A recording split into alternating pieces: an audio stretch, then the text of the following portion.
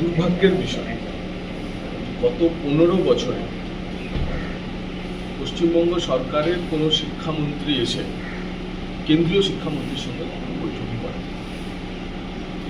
শেষ 15 বছর পর সরকার পরিবর্তন হওয়ার পর আমাদের স্কুল শিক্ষামন্ত্রী দীপক বর্মন এবং উচ্চশিক্ষামন্ত্রী হিসেবে আমরা দুজনে এসে কেন্দ্রীয় উচ্চশিক্ষামন্ত্রী এবং শিক্ষা দপ্তরের আধিকারিকদের সঙ্গে আমাদের রাজ্য সরকারের আধিকারিকরা এসেছে। তারা আমরা দ্রুত বৈঠক করলাম। প্রায় সব মিলিয়ে ছোট বড় মিলিয়ে 100-র উপর স্কিম বা প্রকল্প, কেন্দ্রীয় প্রকল্পে রাজ্য সরকার গত 15 বছরে জয়েন করে। সেই সমস্ত কেন্দ্রীয় প্রকল্পগুলিকে অনবোর্ড করে। বহু প্রকল্প আছে যে প্রকল্পের উইন্ডো বন্ধ হয়ে গেছে, তারা নির্দিষ্ট সময়ের মধ্যে তাদের স্টেট গভর্নমেন্টকে জয়েন করতে হতো, রাজ্যের সুবিধা দেওয়ার ছিল, সেটাও বন্ধ হয়ে গেছে। তো সেগুলো আবার নতুন করে খোলা। গত 15 বছরে আমরা যা যা পাইনি রাজ্য সরকার কেন্দ্রীয় সঙ্গে শুধুমাত্র লড়াই করার জন্য, সেগুলি যাতে আবার নতুন করে বিবেচনা করা হয়, রাজ্যকে একটা সুযোগ দেওয়া হয়, সেসব করা এই নিয়ে বিস্তারিত আলোচনা হয়েছে।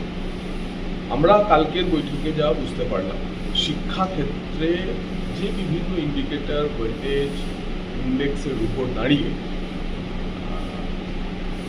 বিচার করা হয়, মূল্যায়ন করা হয়, গত 15 বছরে পশ্চিমবঙ্গের সব ক্ষেত্রে অনেকটা নিচে নেমে গেছে। তো সেই জায়গা থেকে দাঁড়িয়ে আবার বাংলা পরিচিতি কি সারা ভারতবর্ষে, সারা বিশ্বে, আমাদের শিক্ষা, আমাদের সংস্কৃতি, আমাদের শিল্প অর্থে মানে আর্ট অ্যান্ড কালচার, এডুকেশন, এই নিয়ে তো বাংলার পরিচিতি। এইরকম একটি বড় ক্ষেত্রকে কীভাবে গত 1.5 দশকে আমরা পিছিয়ে দিয়েছিলাম, তার কোর্স কারেকশনের সময় এবার এসেছে। প্রাথমিক বৈঠকের পর কেন্দ্রীয় শিক্ষামন্ত্রী বলেছেন এই মাসেই টোটাল ব্রেন স্টর্মিংয়ের জন্য তিনিও রাজ্যে যাবেন, কেন্দ্রের সমস্ত আধিকারিকেরা যাবেন। এর আগে সেক্টর ধরে ধরে আমাদের স্কুল শিক্ষা এবং উচ্চশিক্ষা সেক্টর ধরে ধরে স্পেসিফিকভাবে আমাদের প্রজেক্টগুলি রিভিউ হবে এবং প্রত্যেকটা ক্ষেত্রে তার আগে কেন্দ্রীয় মন্ত্রীর সফরের আগে অফিসারদের সঙ্গে আমাদের রাজ্য এবং কেন্দ্রের অফিসারদের সঙ্গে মিটিং। এই ইন্টিগ্রেশনটাই ছিল না, টোটালি স্টেট একটা ডিসইন্টিগ্রেটেড, ডিসএনগেজড অবস্থায় ছিল।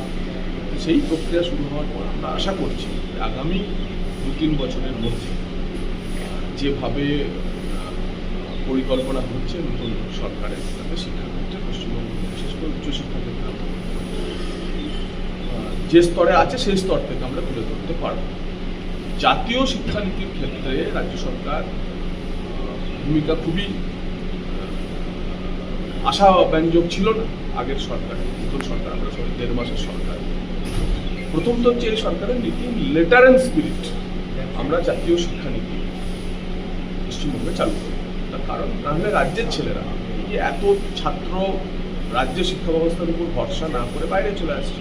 তো বাইরে চলে এসে তো তারা জাতীয় শিক্ষানীতির অনুসরণ করেই তারা পড়াশোনাটা নিচ্ছে, পাঠ্যক্রম নিচ্ছে।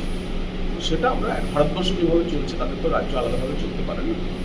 ইন লেটার অ্যান্ড স্পিরিট আমরা করবো এবং প্রয়োজন আমরা অনুভব করছি আমরা একটা ন্যাশনাল এডুকেশন পলিসির উপর একটা implementation, national education policy implementation এবং এখানে আসুন ইমপ্লিমেন্টেশন টাস্ক ফোর্স তৈরি করব। ইমিডিয়েটলি আমরা কেন্দ্রের প্রতিনিধি, রাজ্যের প্রতিনিধি, শিক্ষাবিদ, কিছু বিশ্ববিদ্যালয়ের বিষয়ক নিয়ে national education policy implementation task force তৈরি করে মিশন মোডে আমরা উচ্চশিক্ষা প্রতিষ্ঠানগুলিতে আমরা এই জাতীয় শিক্ষানীতি প্রয়োগ করব।